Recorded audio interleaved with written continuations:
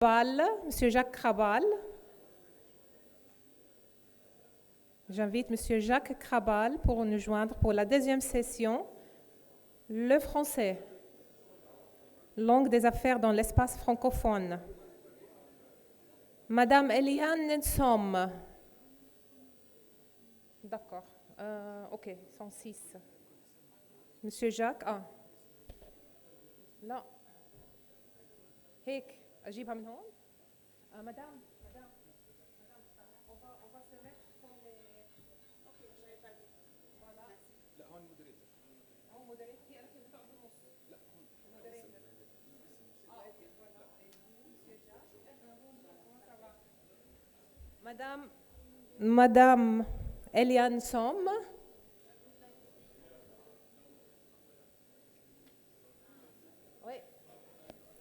دكتور شيرين قاقيش et Monsieur Nathaniel Coty. Monsieur Nathaniel Coty.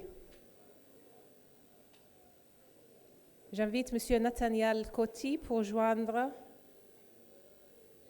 les pénalistes. Et il vient d'ajouter le nom. Il m'avait donné ça, طارق. ما في نتانيال عند المودريتور. أنت مين أعطاك إياه الاسم؟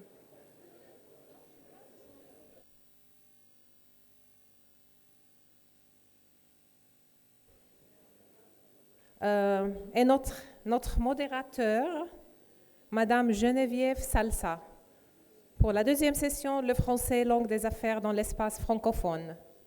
Madame Salsa, c'est à vous. Merci beaucoup. Je vous en prie.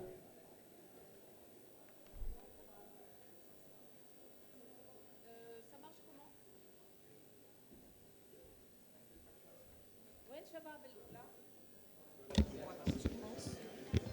Ça marche? Oui. Ok. Très bien. Je voudrais vous remercier tous d'être présents pour cette deuxième table ronde. Remercier nos hôtes jordaniens de nous avoir si magnifiquement reçus. Et je voudrais vous présenter mes invités sur cette table ronde.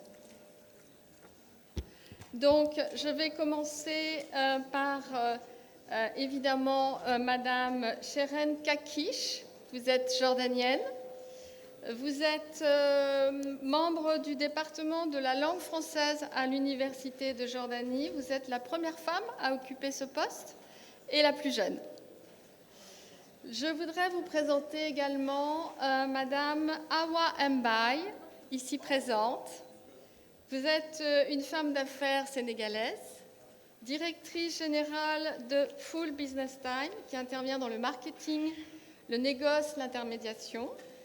Vous avez rejoint le groupe Intelsat, vous êtes directrice commerciale pour l'Afrique de l'Ouest. Et vous êtes également première vice-présidente du MEDES, le mouvement des entreprises du Sénégal, aux côtés de notre grand ami, M.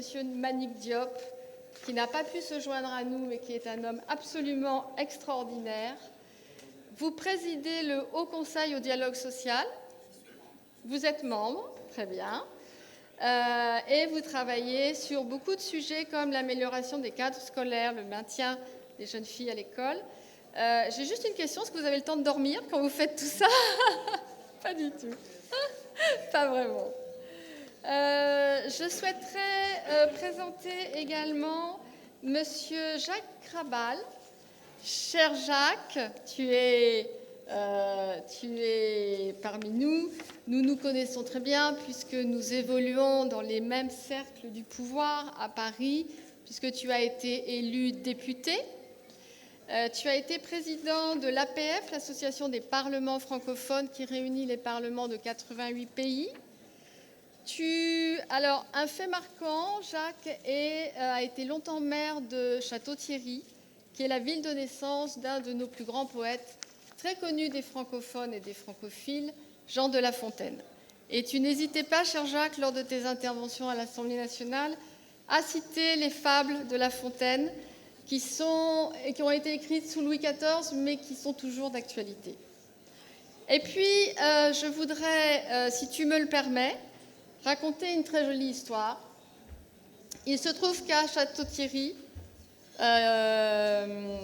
c'est Château-Thierry, le château ? Non, c'est Villers-Cotterêts. Hein. Il se trouve qu'à Villers-Cotterêts se trouve un château, un très beau château où François Ier a signé en 1539 une ordonnance qui a rendu le français obligatoire sur tous les actes administratifs et notariés. Et le français est ainsi devenu la langue officielle en France. Ce château est ensuite tombé en désuétude et Emmanuel Macron, alors candidat à la présidence de la République, s'était engagé une fois élu, grâce à toi Jacques, à le faire restaurer.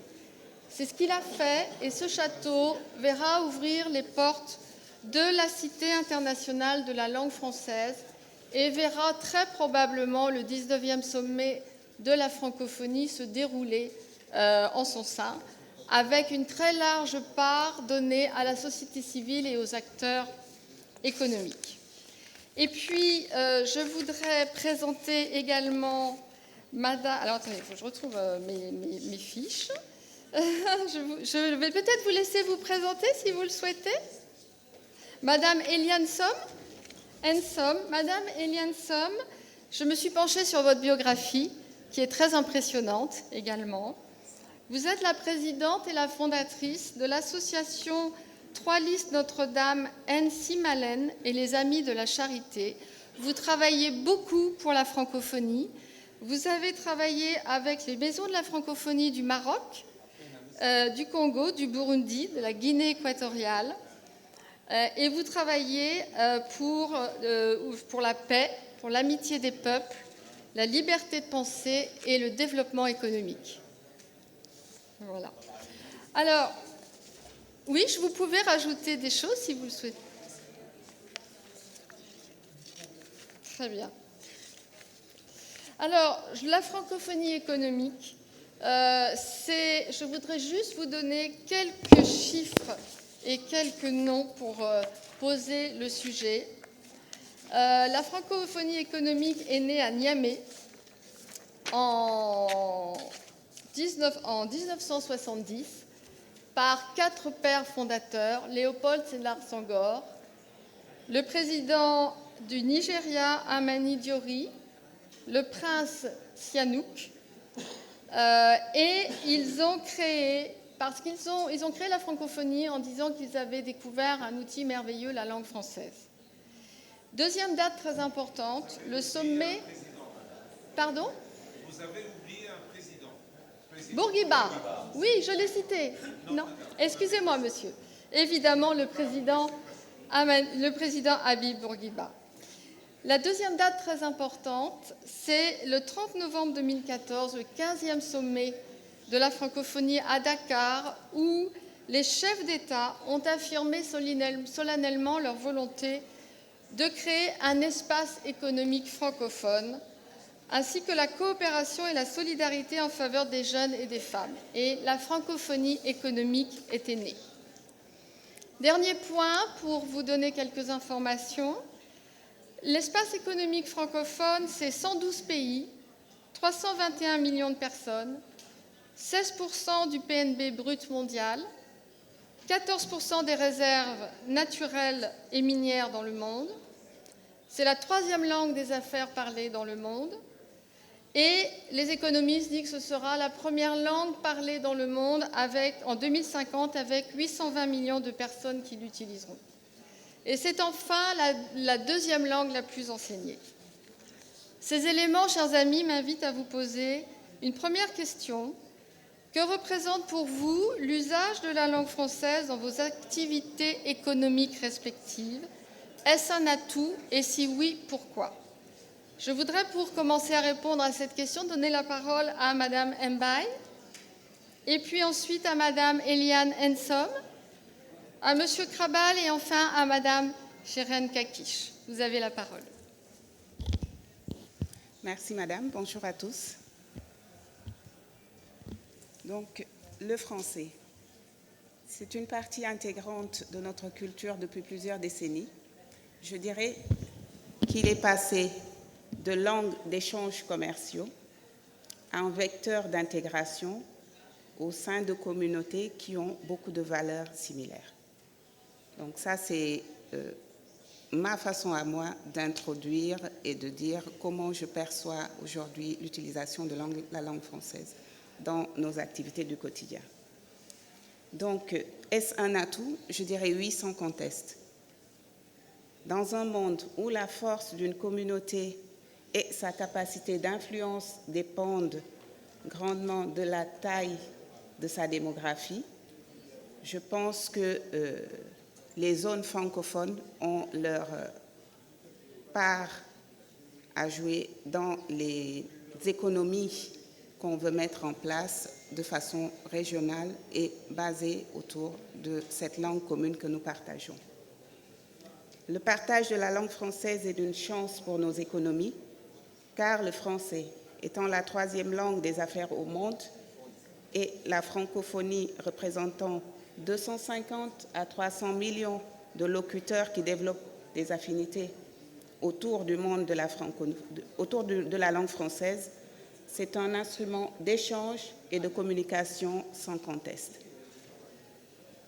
Avec la croissance de l'Afrique, je vais revenir sur l'Afrique parce que francophone en Afrique, la population sera estimée entre 700 et 800 millions d'habitants dans quelques décennies. En prenant une telle décision d'organiser cette rencontre, le GPF, Groupement Patronat Francophone, compte sans nul doute jeter les bases d'une prise de conscience des entrepreneurs francophones pour une collaboration gagnant-gagnant entre nos entreprises axée sur la mise en relief de la dimension économique de la francophonie pour désormais la mettre au cœur de nos politiques publiques internationales. Donc aujourd'hui, l'usage de la langue française, pour moi, c'est un outil d'intégration, c'est un appareil sur lequel aujourd'hui on peut se baser pour s'ouvrir, pour développer des partenariats, mais également pour élargir la communauté francophone et en l'asseoir au sein du monde économique international. Merci beaucoup. Jacques?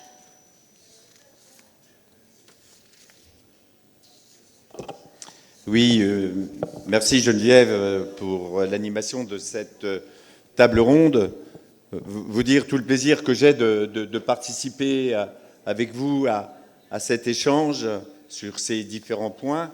D'abord, je voudrais dire en préalable que le thème de notre échange sur le développement économique dans la zone francophone, et je comprends tout à fait ce libellé, pour ma part, je pense qu'il eût été plus pertinent, excuse-moi Geneviève, de dire que c'est dans la zone internationale, puisqu'on sait bien que le terme de francophonie, de francophone, est lié aux institutions, même si dans leur histoire, les 4 pères fondateurs ont voulu affirmer l'indépendance, la liberté par rapport à la France, d'une part, mais aussi à d'autres pays, et en réaffirmant la dimension culturelle de la langue.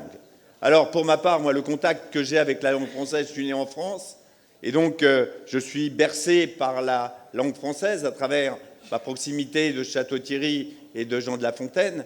Dans Jean de La Fontaine, ce qui me plaît, c'est au-delà de l'écriture des fables, c'est cette perspective de la diversité, c'est ma culture. Et ça nous rappelle à l'élaboration de la langue française, qui n'est pas une langue qui appartient aux Français, c'est une langue qui s'est matinée dans le monde au cours des siècles passés. Et donc ça, je veux le dire, c'est donc une langue que nous avons en partage. Et trop souvent, la francophonie a été associée à la seule et unique langue française au détriment des autres. Et aujourd'hui, je le mesure, moi, dans la nécessité de partager cette langue et de s'ouvrir aux autres langues. La diversité, c'est le multilinguisme, c'est le respect des autres langues. Nous ne sommes pas en guerre avec les autres langues, nous devons travailler avec les autres langues. Et cette diversité culturelle m'apparaît tout à fait significative ici en Jordanie, et je pense que pour faire des affaires, il faut aussi cette notion de respect à travers la langue, et dans les autres questions qui seront posées, nous aurons bien l'occasion d'y revenir. En tous les cas, moi, c'est l'aspect culturel, mais aussi, comme tu as eu la gentillesse de le rappeler, à travers les ordonnances de 1539, vous, ici, en Jordanie, vous avez vos ordonnances autour de l'arabe.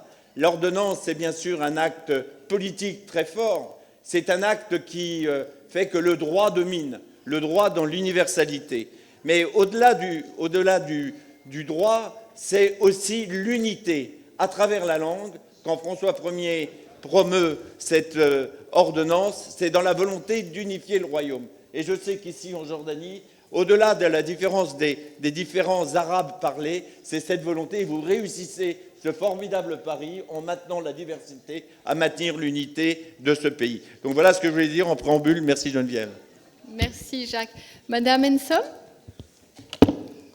Merci Geneviève de nous avoir invités sur ce panel pour pouvoir représenter la société civile au niveau de la francophonie. On parle de la francophonie économique aujourd'hui, mais j'ai besoin de dire à nos amis francophones et à la Jordanie qui nous accueille que cette francophonie des sociétés civiles, c'est ce que nous appelons en même temps la francophonie plurielle. Alors, en tant que fondatrice d'une maison de la francophonie à Yaoundé au Cameroun et cofondatrice du réseau international des maisons de francophonie, qu'est-ce que nous faisons au sein des maisons de francophonie? Les maisons de francophonie sont ces maisons, ces endroits, ces associations ou structures qui mobilisent en leur sein toutes les structures, les associations qui militent pour la francophonie. Comme le disait tout à l'heure M. Krabal, la francophonie n'est pas effectivement une histoire d'un pays, c'est une histoire d'une langue, encore que nous avons l'habitude, parce que vous imaginez, par rapport à toutes les actualités dans le monde, lorsque nous allons parler de la francophonie, on va vous dire c'est un pays, c'est la France. Vous avez besoin de dire non. Le Cameroun, par exemple, est un pays bilingue. Et j'ai l'habitude de dire le Cameroun est ce modèle même de la francophonie.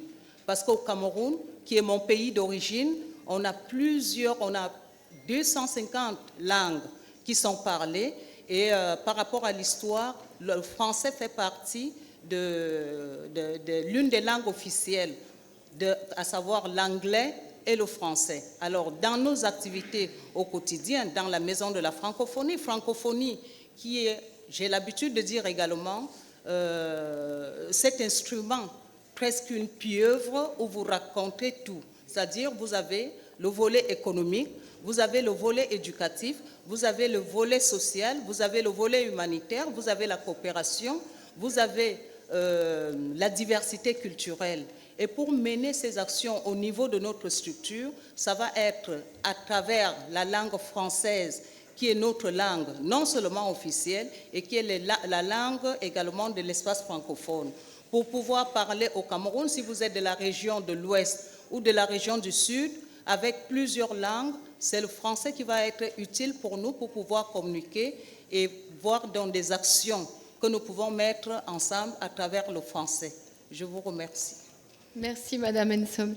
Madame Kakish? Bonjour à tous. Je voudrais remercier l'Association des hommes d'affaires jordaniens de m'avoir invité à cette conférence. Cette association qui est présidée par son Excellence M. Hamdi Tabba. Dans cette conférence où sont et seront abordés des sujets importants d'actualité. Et en effet, la première partie de mon intervention sera orientée en fonction de la réalité de l'expérience pédagogique du français à l'université en général, les universités jordaniennes, de la culture de la société jordanienne. Donc, je voudrais d'abord parler des défis, des enjeux, en fait, les défis de la présence du français en tant que langue, ayant une place assez élargie dans les marchés du travail jordaniens. Et puis, dans la deuxième partie, je voudrais faire des propositions, des solutions, une vision qui pourrait être un début pour un nouveau départ au niveau national pour promouvoir l'enseignement du français en tant que langue d'affaires à un niveau avancé et bien orienté. En fait, de nos jours, on ne peut pas ignorer le fait que la langue française a une présence considérable dans le domaine des affaires en Jordanie, dans les marchés du travail, surtout avec l'augmentation du nombre d'entreprises françaises, d'agences francophones, d'écoles privées qui enseignent la langue française, d'organisations internationales. Donc, et là, la France figure parmi les premiers investisseurs étrangers en Jordanie. Une trentaine d'entreprises ayant des filiales industrielles et commerciales. Ainsi, promouvoir les capacités linguistiques des étudiants en langue française est devenu une nécessité pour nous à l'université. Cette nécessité naît du fait que la Jordanie n'est pas un pays francophone. En fait, les Français ne s'enseignent pas dans toutes les écoles jordaniennes. Voilà un premier défi et un enjeu auquel nous nous confrontons. C'est l'anglais qui est la deuxième langue la plus parlée après l'arabe chez nous. C'est d'ailleurs pourquoi la plupart des étudiants admis dans le programme de BA au département de français, et je parle de l'Université de Jordanie parce que je suis membre du département, la plupart ont sont des vrais débutants. Ça veut dire qu'ils n'ont pas appris le français à l'école. Il est vrai qu'il existe une possibilité d'apprendre le français comme deuxième langue étrangère dans quelques écoles privées en Jordanie, mais ces écoles ne sont pas nombreuses. S'y ajoute le fait que le nombre d'heures consacrées au français, au cours de français dans les écoles privées, est inférieur à celui de l'anglais. Donc il ne s'agit pas d'un niveau linguistique avancé.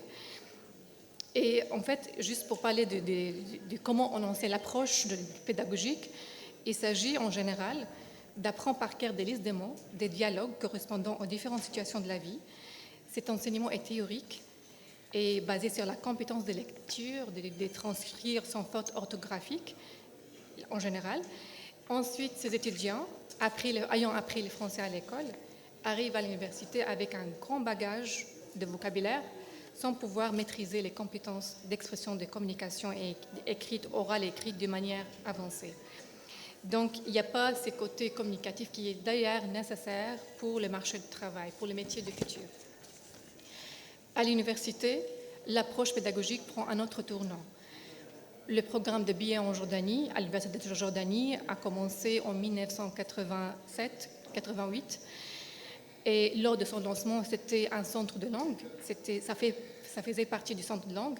Ensuite, c'est devenu un département indépendant en 1997, dans la faculté de lettres, désormais nommée la faculté de langues étrangères. On vise dans le département à fournir aux étudiants les compétences linguistiques et culturelles en langue française. En réalité, les objectifs d'apprentissage d'une langue étrangère s'est varié énormément depuis 1988. Au départ, l'objectif c'était culturel, c'était prioritaire en fait. On étudiait une langue étrangère pour et par sa littérature et pour la culture aussi.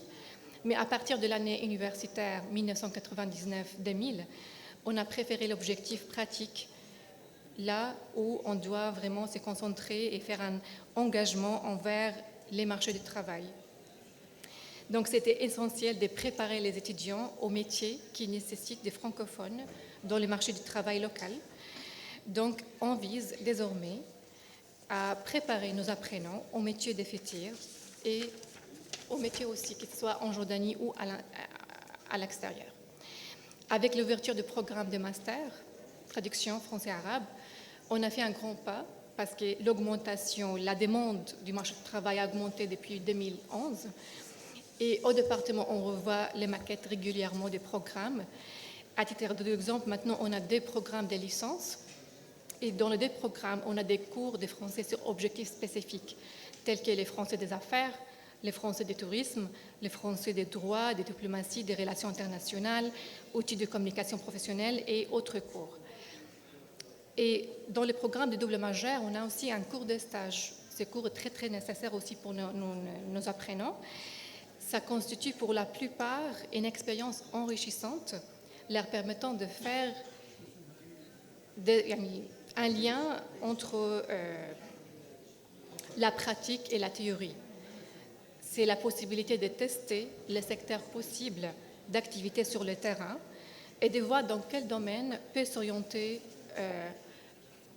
où ils peuvent avoir des métiers, par exemple. Par contre, la plupart de nos étudiants, et c'est un autre défi, trouvent une difficulté de trouver des stages dans des entreprises francophones. Donc, ils tournent vers le secteur anglophone, malheureusement. Je peux continuer. J'ai des questions après pour vous. Ok. Le département de français s'est beaucoup développé pendant les 5 dernières années, notamment avec l'ouverture d'un deuxième programme de licence, double majeur anglais-français, en 2017.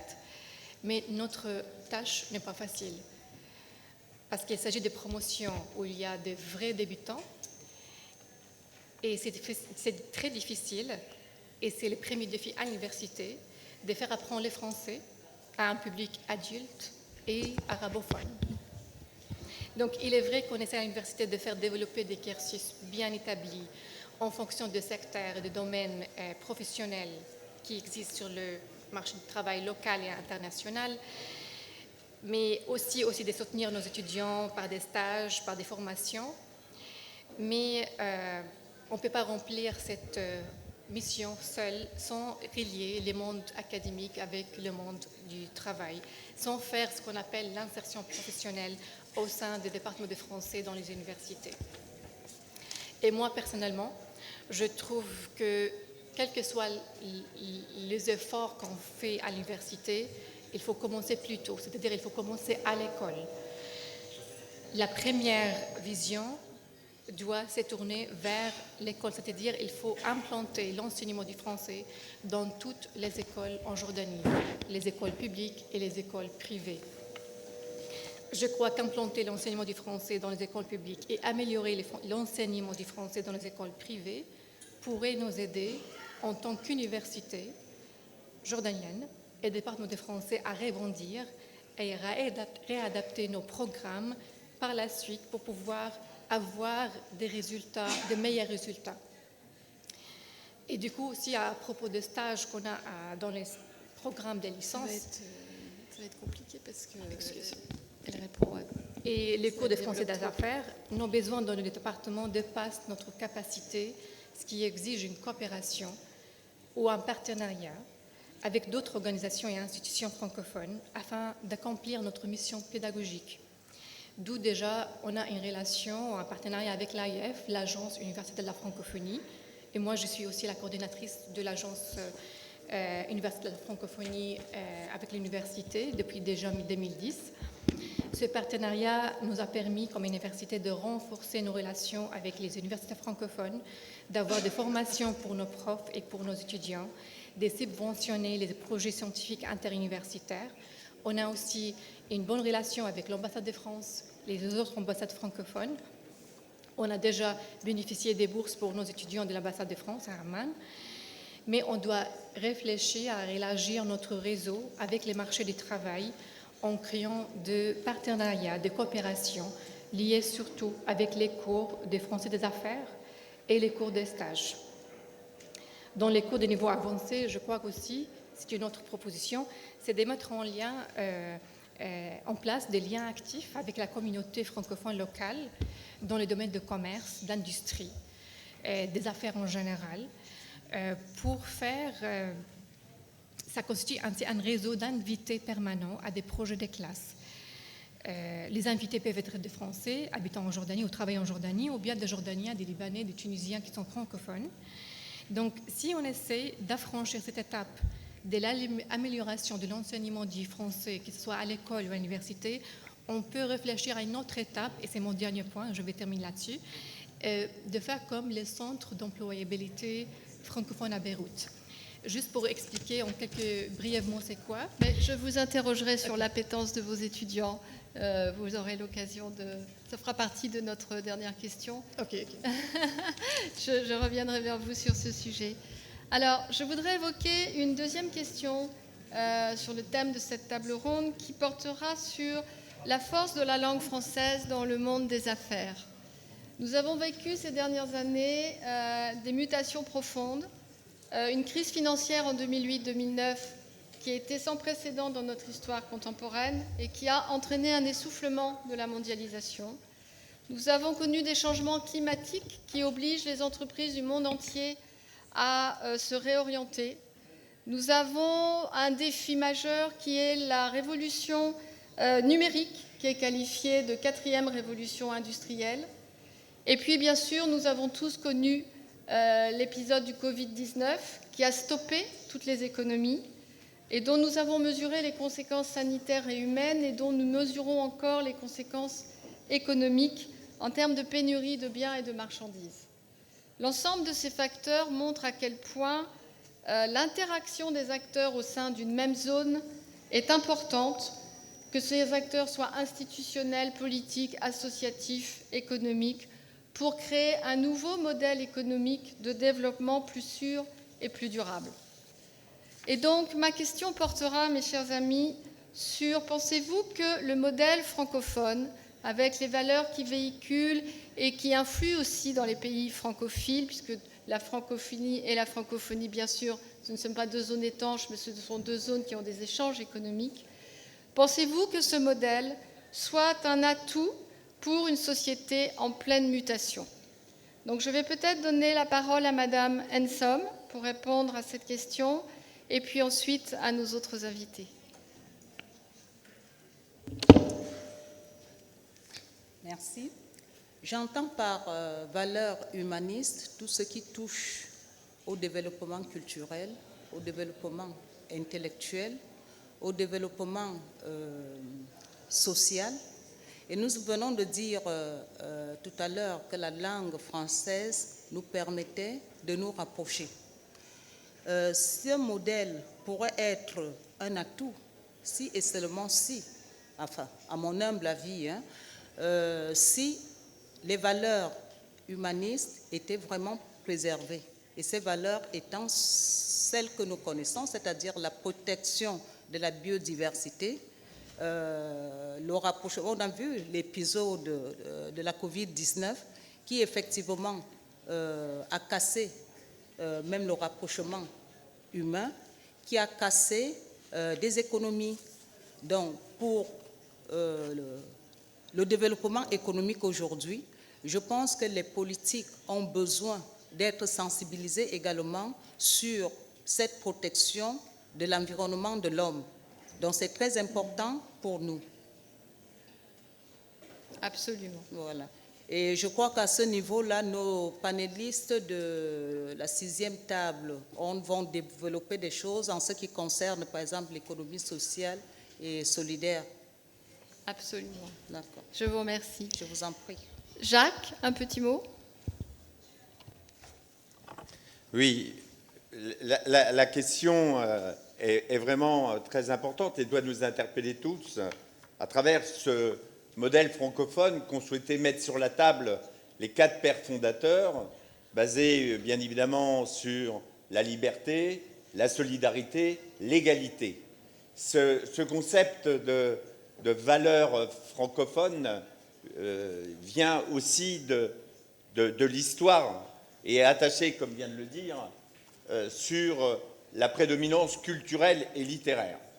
Donc je pense qu'aujourd'hui, il faut se méfier de ces concepts. Si on est tous ici convaincus de la nécessité de l'humanisme, d'être davantage à l'écoute de l'humain dans ce monde, je pense que la définition d'un modèle m'interpelle. Ce n'est pas parce qu'on va parler le français qu'on sera profondément pacifique ou altruiste avec le goût des autres. Nous le voyons bien, et même dans l'espace francophone. Donc il faut être assez prudent sur cette idée du modèle, même si nous devons faire toujours référence à ce qu'ont voulu tracer en perspective les pères fondateurs. Un petit mot par rapport à ce que tu as dit, Geneviève, tout à l'heure, sur la perception économique à l'intérieur de la francophonie. S'il y a cette idée, ces réflexions, ces propositions qui ont été formulées, il convient de mettre sur la table aussi que la perspective des 4 pères fondateurs, c'était aussi, pardonnez-moi de le dire, un Commonwealth à la française autour du développement économique.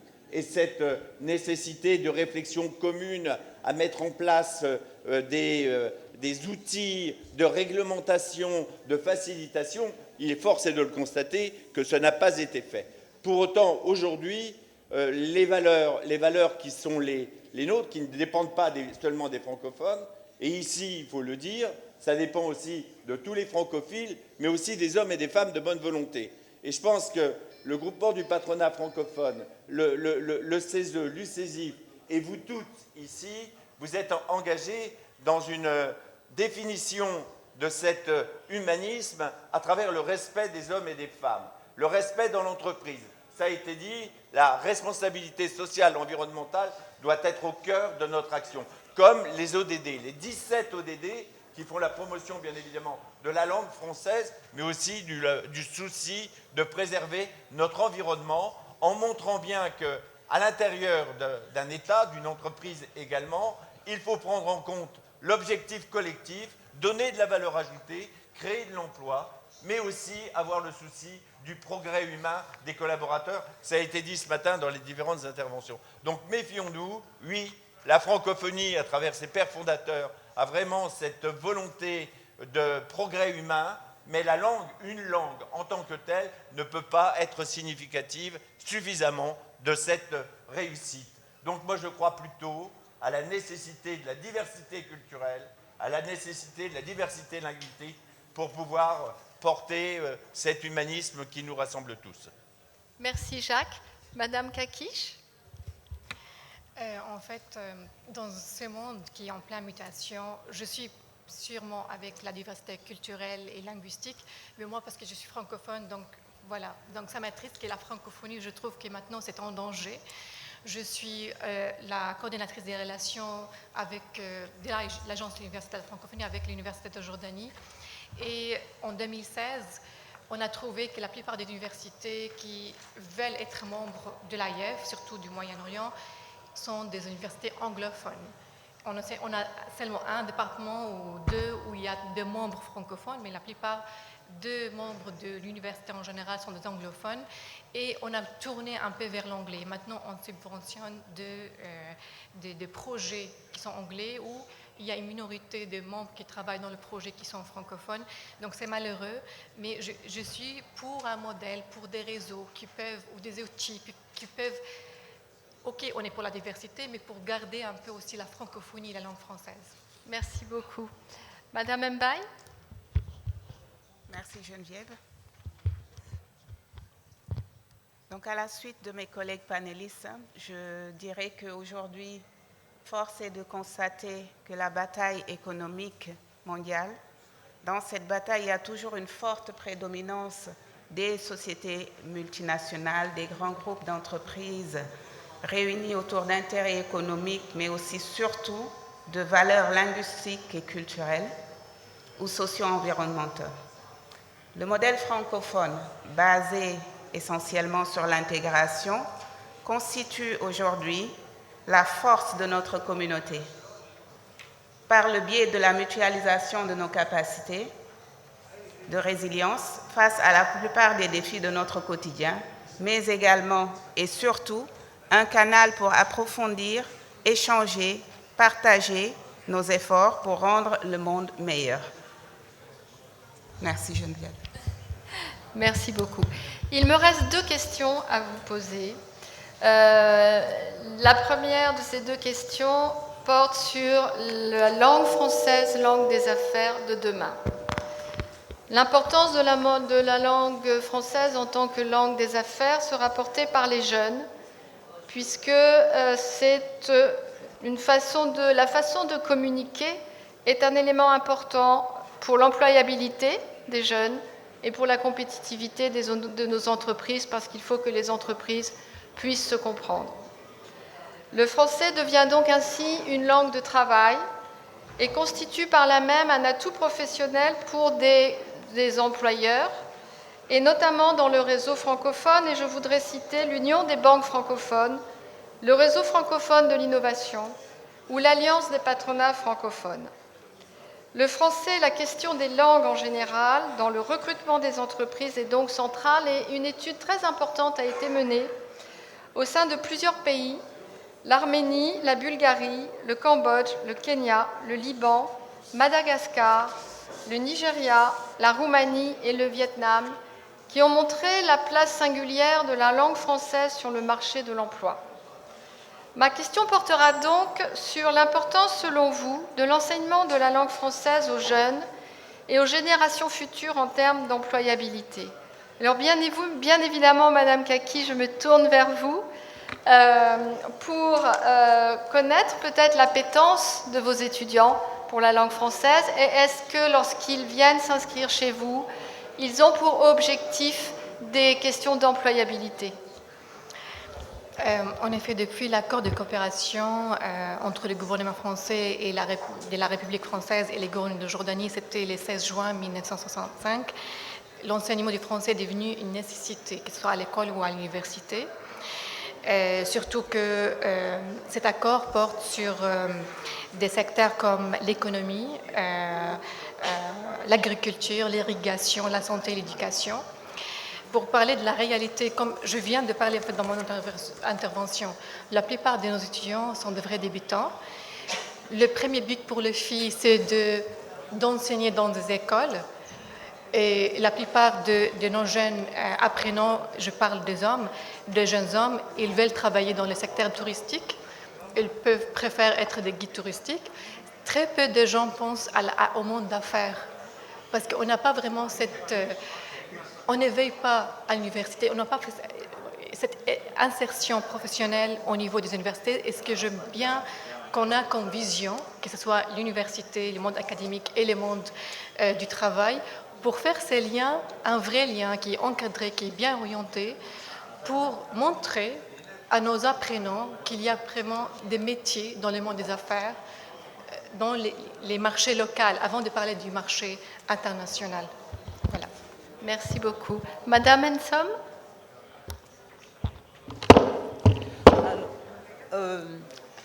Je voudrais commencer par demander si dans la salle, nous avons par exemple des jeunes étudiants qui participent à notre forum, si nous avons des élèves, si nous avons des jeunes professionnels. Pourquoi je pose, j'imagine, si je ne vois pas un doigt levé, ça veut dire que forcément, on a oublié peut-être d'impliquer cette jeunesse que nous souhaitons chaque fois, un peu comme j'ai suivi Monsieur le Président Jean-Loup Blanchet dit ce matin, la jeunesse, les femmes. Les femmes, certes, sont dans la salle, nous sommes là. Mais cette jeunesse, est-ce qu'elle est là dans la salle? Est-ce que nous l'avons dans la salle? Ça veut dire que, en parlant de l'employabilité, est-ce que nous écoutons notre jeunesse? Est-ce que nous les impliquons dans nos activités, dans notre vie professionnelle? Et nous parlons chaque jour, dans nos différentes nations, de relais de la nation. Le Cameroun de demain, la France de demain. Quand on dit la Jordanie de demain, ce demain c'est qui? C'est avec la jeunesse. Et si nous ne les impliquons pas dans nos activités, ils ne vont pas comprendre certaines choses. Et on se plaint aujourd'hui de la dépravation des mœurs, de la déviance aujourd'hui, des nouvelles technologies, ou aller dans des écoles, vous allez voir ce qui se passe. Ça veut dire que pour essayer d'aider cette jeunesse, dans le cadre de nos activités, nous avons lancé il y a 2 ans le déploiement des jeunes ambassadeurs francophones, les jeunes ambassadeurs de la francophonie. Je vous laisse peut-être si quelqu'un peut prendre pour faire circuler l'outil des jeunes ambassadeurs francophones et vous allez comprendre leur mission. Les jeunes ambassadeurs de la francophonie seront donc cette jeunesse que nous impliquons pour qu'ils s'approprient, parce que nous avons parlé de la francophonie plurielle, de la francophonie citoyenne, de la francophonie des territoires. Cette jeunesse-là est appelée dans leur environnement local, que ce soit au niveau des établissements, que ce soit au niveau de l'environnement professionnel, parce que la tranche d'âge va de 14 à 30 ans. Que ce soit au niveau de l'environnement professionnel, ils auront à expliquer à leur génération, aux gens, à la société civile, aux populations, ce que c'est que la francophonie.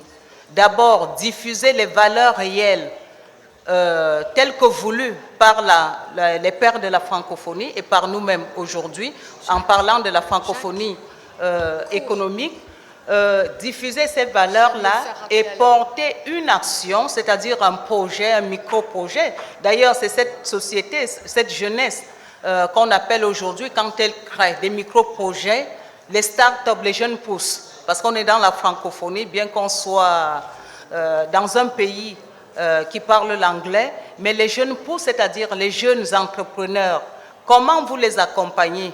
Monsieur les chefs d'entreprise, si vous ne les impliquez pas, ils portent donc un micro-projet ou des actions aujourd'hui en relation avec la francophonie. Et on revient sur les objectifs de la francophonie. Ça peut être un jeune ambassadeur qui dit « je parle, j'explique ce que c'est que la francophonie à mes camarades et en même temps je porte un projet qui est en lien avec la francophonie. » Ça peut être un projet qui a trait à l'environnement, un projet qui a trait à l'éducation, un projet qui a trait à l'humanitaire, un projet qui a trait à la coopération. Cela permet évidemment de voir, ou alors au développement durable, nous en avons parlé. Ce qui fait que pour une entreprise qui traite des problèmes de recyclage et autres, pourrait accompagner un jeune étudiant qui va s'impliquer dans l'action pour voir comment ça se passe. Et là, nous touchons un peu au problème de la coopération, le pont que la langue française nous permet de faire. Ça veut dire qu'en Jordanie, vous pouvez décider d'accompagner une entreprise, peut accompagner un jeune ambassadeur français, un jeune ambassadeur ivoirien, un jeune ambassadeur marocain, et ça permet également de faire ces ponts-là au niveau de la jeunesse et de mettre ensemble des choses, en commun des choses. Donc voilà un peu des actions ou des projets. Merci beaucoup. Jacques? Sur cette question fondamentale de l'éducation, de l'apprentissage, je reprendrai ce qu'a dit notre président Jean-Luc Blacher tout à l'heure. C'est d'une manière plus générale, c'est améliorer la connaissance des jeunes, bien évidemment, mais aussi de l'ensemble des personnes sur cette terre. Et donc, bien évidemment, il faut renforcer l'enseignement, parce qu'il ne suffit pas de dire que nous aurons 500 millions de personnes francophones en 2050. Encore faut-il qu'ils apprennent le français ou d'autres langues, parce qu'on sait bien que l'apprentissage d'autres langues dans les pays francophones historiques eh bien, est en retrait. Donc, pour ma part, pour être cohérent par rapport à ce que je vous ai dit, s'il faut renforcer le français, à l'instar de ce qui se passe ici en Jordanie, c'est s'ouvrir aux autres langues. Vous êtes ouvert à l'espagnol, vous êtes ouvert à l'allemand, et c'est vraiment ce multilinguisme qui fera cette diversité. Et vous, les chefs d'entreprise, vous recherchez la diversité. Il faut bien sûr tisser de la confiance, mais il faut aussi se démarquer par rapport aux autres. Donc voilà, et puis bien évidemment, ça a été dit, mais je voudrais le répéter, s'il y a l'enseignement direct, il y a le numérique. Et là-dessus, vous montrez aussi la force de votre engagement en étant déjà regroupés à plusieurs pour faire que les contenus ne soient pas seulement dans une seule langue. La diversité culturelle doit aussi être la diversité des contenus sur Internet pour une recouvrabilité des contenus en arabe, en français et dans toutes les autres langues. Et là, on parlera également à la jeunesse. Donc voilà ce que je voulais dire. Très bien. Madame Mbaye. Alors, aujourd'hui, l'Afrique francophone représente près d'un demi-milliard de personnes et donc joue un rôle clé dans l'avenir de la francophonie. Sa population sera de près d'1 milliard à l'horizon 2050, avec plus d'un quart composé de jeunes entre 15 et 29 ans. Les défis aujourd'hui sont nombreux, mais il s'agit essentiellement d'assurer un avenir décent à ces populations, mettre en valeur leur potentiel démographique. Ce sont aujourd'hui les deux axes majeurs que je trouve vraiment sur lesquels on doit faire un focus. La force principale de ces nations étant la jeunesse des populations, la communauté francophone pourrait réaliser des choses extraordinaires allant dans le sens du repositionnement de la langue française dans le monde du travail. Cette démarche est déjà entamée à travers les nombreux réseaux francophones émergents. Alors, je vais vous poser une dernière question et je vais vous demander de me répondre vite parce que je crois que notre temps est écoulé. Elle portera sur les recommandations que vous pourriez formuler pour renforcer la place du français dans le monde des affaires. Ne faudrait-il pas renforcer l'usage du français dans les sphères d'influence, dans les enceintes de négociation et dans le développement des normes internationales? J'ai pour ma part regretté qu'avec le Brexit notamment, le français ne soit pas redevenu la langue officielle dans les instances communautaires. C'était l'occasion que jamais que nous n'avons pas pris au vol. Je rappelle pour mémoire que le français a été de très nombreuses années la langue diplomatique et que l'anglais n'a été voté qu'à une seule voix. Je voudrais rappeler que la langue de Molière a été parlée dans toutes les cours européennes au XVIIe siècle et que bien avant, Marco Polo avait écrit en 1296 le récit de ses voyages en français. Le français est par ailleurs la langue officielle des Jeux olympiques, puisque créé par un Français, Pierre de Coubertin, dont les retombées médiatiques et économiques pour les pays sont considérables.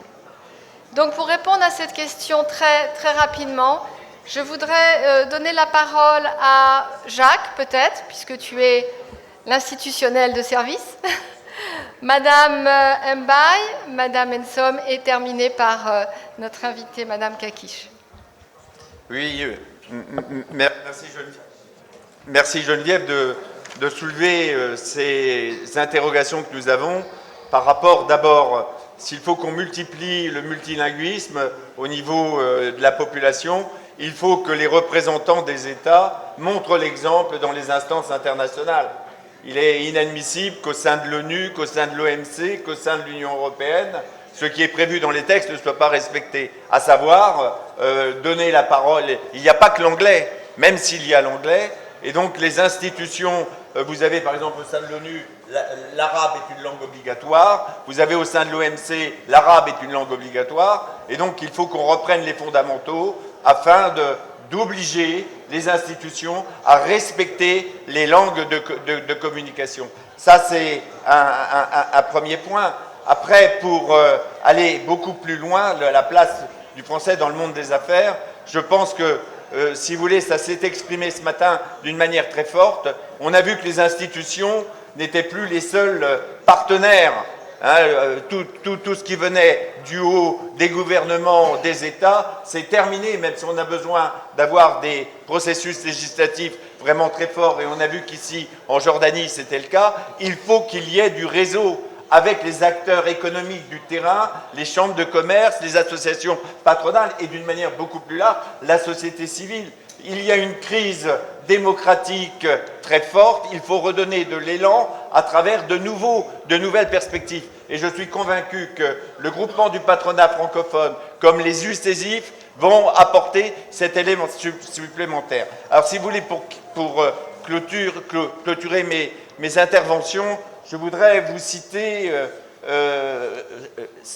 Léopold Sédar Senghor et les pères fondateurs qui se retrouvaient autour de cette perspective. Parce qu'il disait la culture, mais aussi il n'écartait pas la religion. Ainsi, en 1960, Senghor disait « Le but de l'islamisme et du christianisme, c'est de réaliser la volonté de Dieu. Pour la réaliser, cette volonté en gagnant le ciel, il faut réaliser ici-bas la fraternité entre les hommes par la justice pour tous les hommes.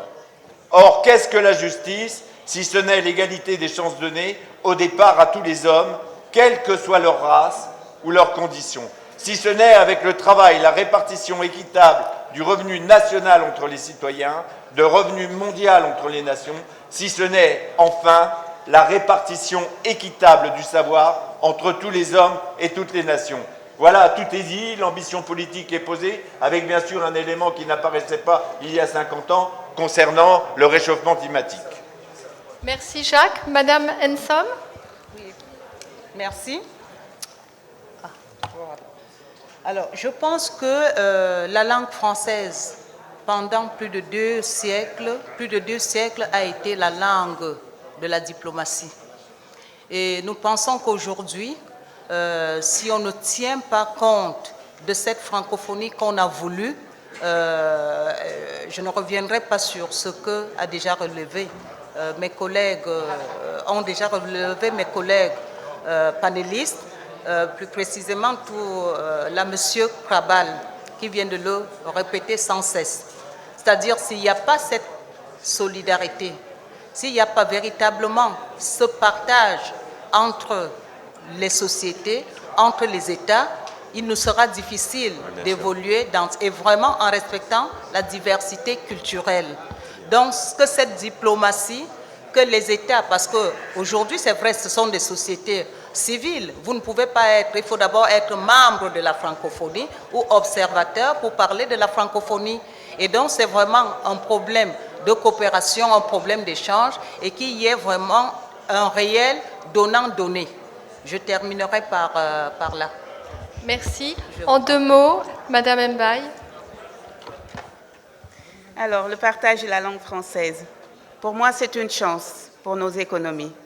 La communauté francophone constitue une population avec une multitude de langues locales, particulièrement dans les régions d'Afrique et d'Asie, du Moyen-Orient, je dirais plus. Il nous faut jouer notre partition aujourd'hui dans les défis majeurs de notre temps auxquels fait face l'humanité. Stabiliser le climat en remettant le monde à l'endroit et relancer la croissance mise à mal par le Covid-19 dans notre espace économique. Cet effort de repositionnement est d'autant plus urgent si on tient compte de la mise en place de plus en plus importante que prend l'usage du mandarin, de l'arabe, dans l'univers des affaires de ce jour. Très bien. Ce qui n'est pas une mauvaise chose en soi, mais j'estime, du fait de la taille de sa communauté, que la langue française constitue une convergence non négligeable. Une force de convergence surtout, non négligeable. Je vous remercie. Merci. Un petit mot de la fin, Madame Kakish, très très court, parce que je crois que nous sommes très en retard, s'il vous plaît. Oui, mes propositions se résument ainsi. Il faut implanter les Français à l'école. Il faut changer les programmes à l'université, que ce soit pour des doubles majeurs, administration français, médecine français, ingénierie français ou allemand, si on parle de diversité linguistique. Il faut créer aussi au sein des universités un espace de brassage entre monde académique et monde professionnel où se côtoient les apprenants, les jeunes diplômés et les futurs recruteurs. Apprendre une langue, c'est aussi tolérer la civilisation de l'autre et respecter la différence de l'autre. Voilà. Je vous remercie. Je voudrais vous remercier tous pour vos interventions de très grande qualité. J'ai été très heureuse parce qu'il y avait représenté beaucoup de nationalités différentes. Et je voudrais, puisque l'occasion m'en est donnée, remercier également le représentant du Vatican qui nous fait l'honneur d'être ici, Monsieur Pierre Jean-Gire, qui est ambassadeur pour la Fondation pontificale et interlocuteur privilégié du Saint-Père. Je pense que nous sommes tous réunis pour faire de la francophonie une très belle activité économique avec nos amis de la francophilie. Merci beaucoup. Merci. Allô? Merci Madame Geneviève. Messieurs, Madame, merci.